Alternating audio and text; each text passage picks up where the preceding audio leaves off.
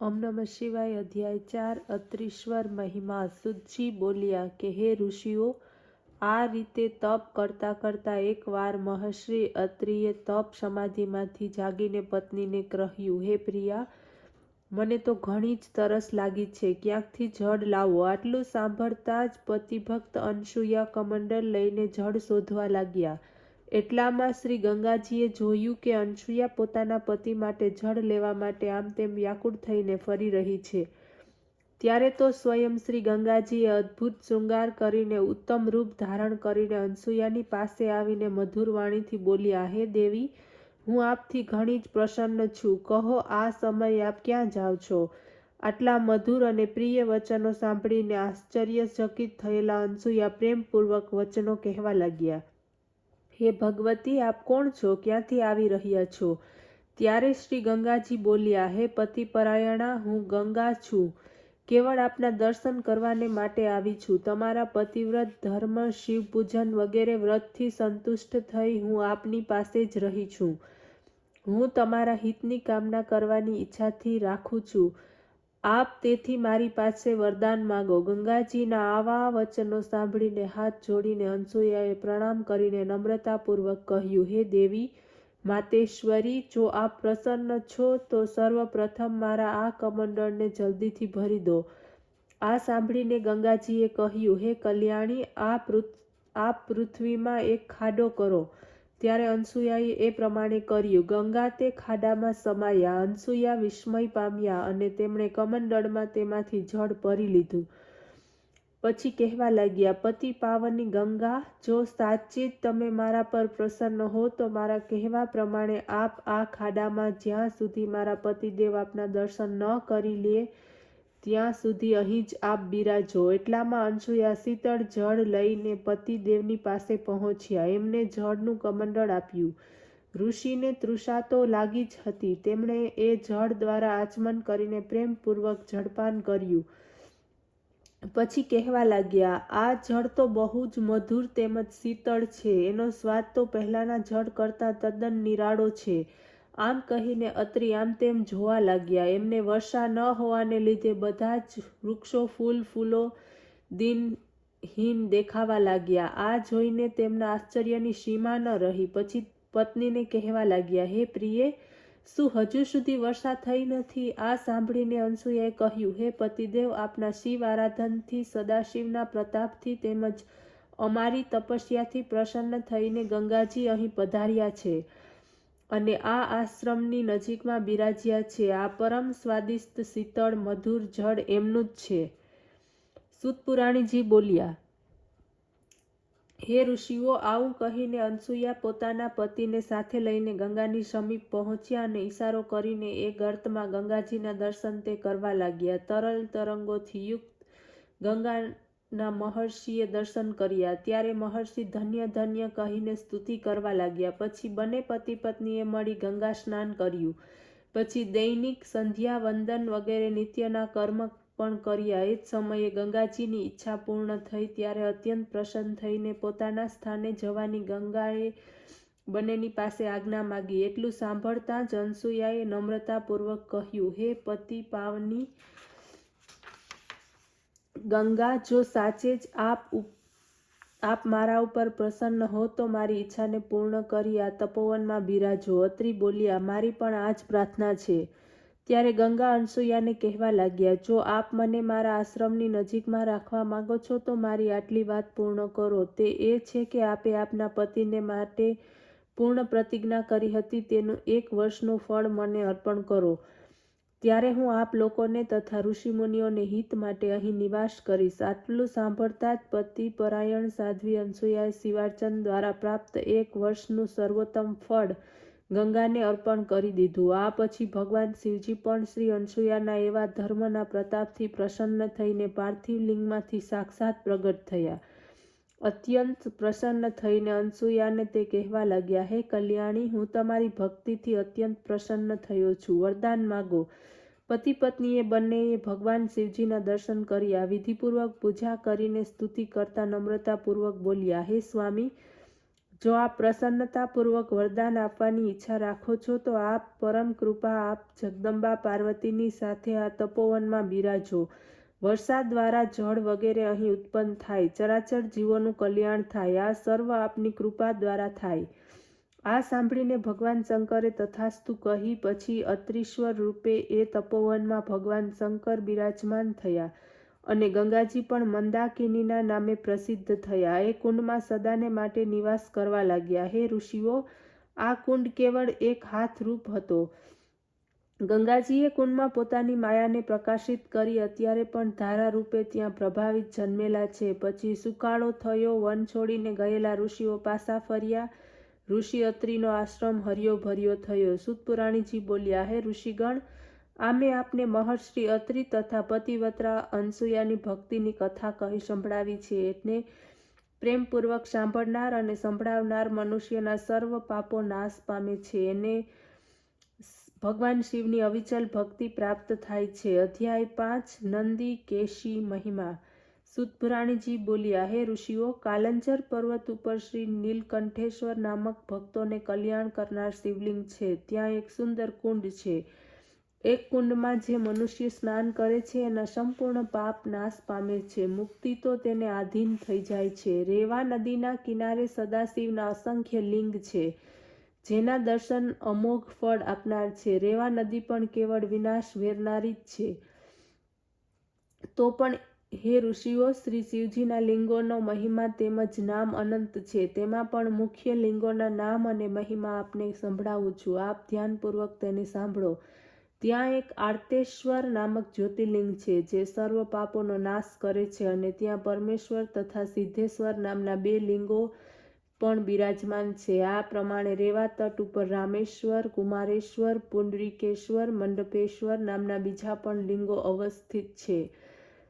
વળી ત્યાં તીક્ષ્ણેશ્વર નામક શિવલિંગ પણ છે. એ જ રીતે નર્મદાના કિનારે ધુંધેશ્વર, શૈલેશ્વર, કુંભેશ્વર, સોમેશ્વર, નીલકંઠેશ્વર, મંગલેશ્વર વગેરે ઘણા શિવલિંગો છે. નંદિકેશ્વર મહાદેવ તો કરોડો હત્યાઓનો નાશ કરીને સર્વ કામનાઓને પૂર્ણ કરીને સાયુજ્ય મુક્તિ આપે છે. એમના પૂજનથી સર્વ પ્રકારની રિદ્ધિ સિદ્ધિ પ્રાપ્ત થાય છે. ત્યાં શ્રી મહાવીર દ્વારા મહાકપીશ્વર લિંગ પણ વિદ્યમાન છે. તે પણ અનંત ફળોને આપનાર છે. આટલું સાંભળતા ઋષિ બોલ્યા, હે સૂતજી, હવે કૃપા કરીને નંદિકેશ્વર લિંગનો મહિમા વર્ણવો. સૂતજી બોલવા લાગ્યા, સાંભળો. 4 વર્ણો દ્વારા સેવાયેલી આ રેવા નદીના પશ્ચિમ કિનારે પવિત્ર એક કરણી નામની નગરી છે. એમાં એક બ્રાહ્મણ નિવાસ કરતા હતા. તેઓ તે ઉચ્ચ કુળના હતા. એમને એક પત્ની અને 2 પુત્ર હતા.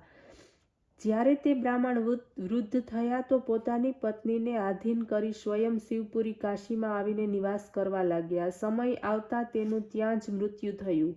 એમના મૃત્યુનો વૃત્તાંત સાંભળીને પુત્ર ત્યાં પહોંચ્યા અને વિધિપૂર્વક પિતાનો અન્યેષ્ઠી સંસ્કાર, શ્રાદ્ધ, પિંડાદિ વગેરે કર્યા. એ પછી બ્રાહ્મણી સ્વયં પોતાના પુત્રોનું પાલન પોષણ કરતી હતી. પછી જેટલું ધન તેની પાસે હતું તેમાંથી કેટલુંક પોતાની પાસે રાખીને બાકીનું પોતાના પુત્રોને સરખા ભાગે વહેંચી દીધું. સમય આવતા બ્રાહ્મણીનું પણ મૃત્યુ થયું. પુત્રોએ એને બચાવવાને માટે ઘણા ઉપાય, ધર્મદાન, પુણ્યદાન કર્યા, પરંતુ તેનું દુઃખ કોઈ પણ રીતે ગયું નહીં. ત્યારે એ બ્રાહ્મણીએ પુત્રોને કહ્યું કે, હે પુત્ર સુવાદ, મેં તારા પિતાની જેમ કાશીમાં પ્રાણ છોડવાને માટે વિચાર કર્યો હતો, પણ તે પ્રમાણે થઈ શકતું નથી. પરંતુ મારા મરતા મારું શ્રાદ્ધ, પિંડદાન વગેરે કાશીમાં કરવું, મારા અસ્થિ પણ કાશીમાં લઈ જઈને ગંગાજીમાં પ્રવાહિત કરી દેવા. ત્યારે સુવાદ નામક પુત્રએ વિશ્વાસ આપતા માતાને કહ્યું કે, હે માતાજી, આપ નિશ્ચિત રહો, સર્વ કાંઈ આપની ઈચ્છા પ્રમાણે થશે. આટલું કહેતા તે માતાને પણ અંદર જળ લેવાને માટે પહોંચ્યો. તે સમયે બ્રાહ્મણીએ શિવનું ધ્યાન કરતાં કરતાં પ્રાણનો ત્યાગ કર્યો. બંને પુત્ર રડવા લાગ્યા.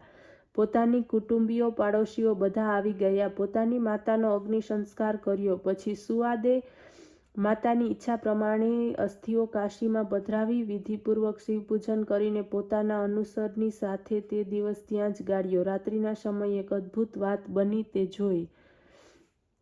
અધ્યાય 6 નંદિકેશ્વર પૂજનથી બ્રાહ્મણીની સદગતિ. સૂતજી કહેવા લાગ્યા કે, હે ઋષિઓ, એ ઘરનો સ્વામી બ્રાહ્મણ એ રાત્રે જ્યારે બહાર નીકળ્યો ત્યારે એને યાદ આવ્યું કે આજે સાંજે મેં ગાય દોહી નથી. પોતાની સ્ત્રીને તેણે કહ્યું, દૂધ દોહવાને દોણી લાવો, ખૂટેથી વાછરડાને છોડો. પત્નીએ દોણી આપી અને વાછરડાને છોડી ગાયની પાસે લઈ આવી. વાછરડું દૂધ ન પી જાય તે વિચારથી વાછરડાને વાળી દીધું. વાછરડું કૂદવા લાગ્યું. બ્રાહ્મણે રોકવાનો પ્રયત્ન કર્યો. બ્રાહ્મણના પગે ઠોકર વાગી અને ક્રોધ પણ આવ્યો.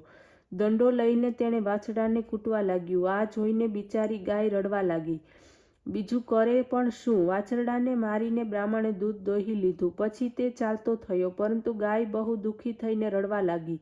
વાછરડું માતાને કહેવા લાગ્યું, માતા, તું કેમ રડે છે? આ તો સર્વ કર્મોનો ખેલ છે. તારે દુઃખી ન થવું જોઈએ. માતાએ કહ્યું, હે પુત્ર, હું ઘણી દુર્ભાગી છું, જે પોતાના બાળકને દૂધ પણ પીવડાવી શકતી નથી. ત્યારે વાછરડું કહેવા લાગ્યું, હે માતા, તમે ધૈર્ય ધારણ કરો. આ સર્વ ભાગ્ય પ્રમાણે થાય છે.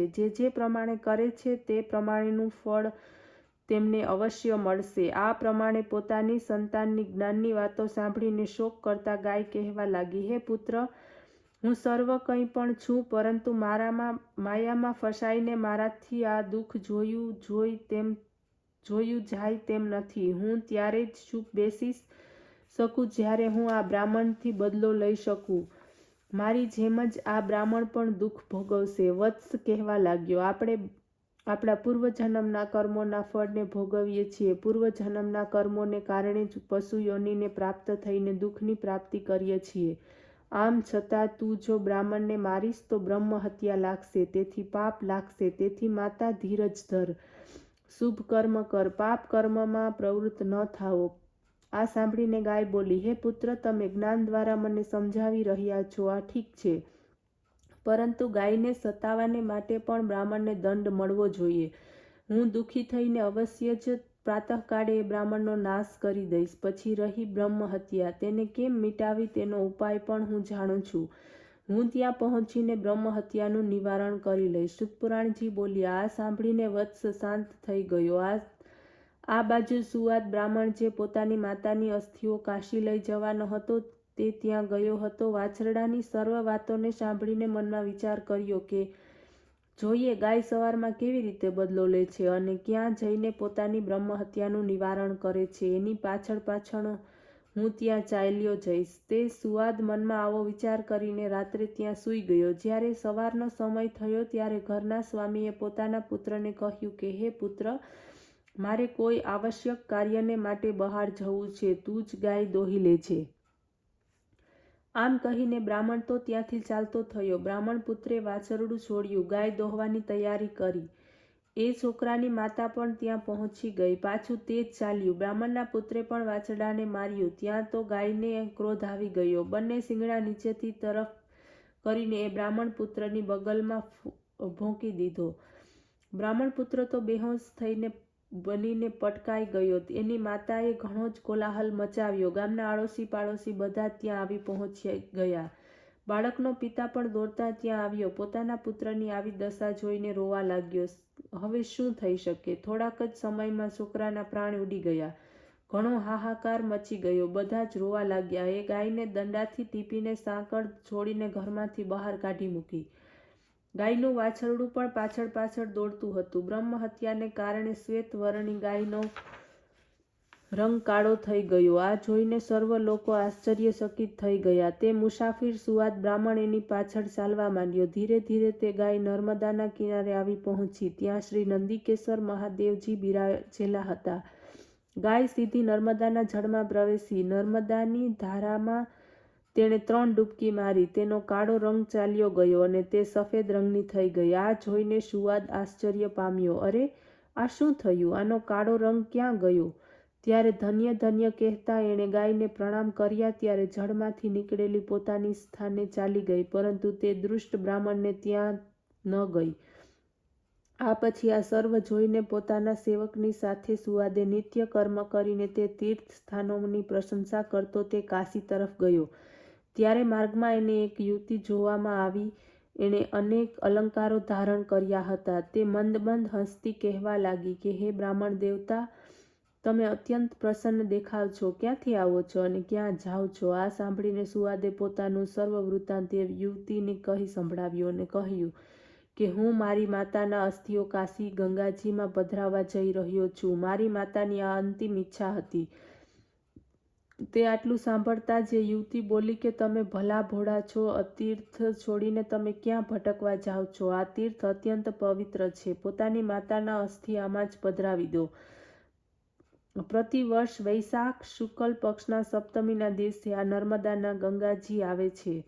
આજે તે જ શુભ દિવસ છે. તમે વિલંબ ન કરશો. પોતાની માતાના અસ્થિઓ આમાં જ વહેડાવી દો.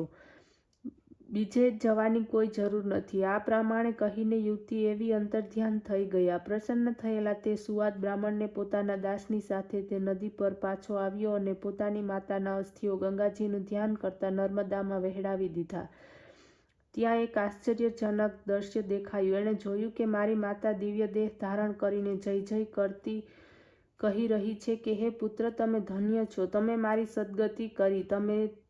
તમને ધન ધાન્યની કમી નહીં રહે. તમારા વંશની વૃદ્ધિ થશે અને સર્વ દીર્ઘાયુ થશે. પરમાત્મા તમને સદા સુખી રાખે. હે ઋષિઓ, આ પ્રમાણે પોતાના પુત્રને આશીર્વાદ આપ્યા પછી જય જયકાર કરતી શિવલોકને પ્રાપ્ત થઈ. ત્યાર પછી તેમનો પુત્ર સુવાદ પોતાના ઘેર પાછો ફર્યો. ઓમ નમઃ શિવાય.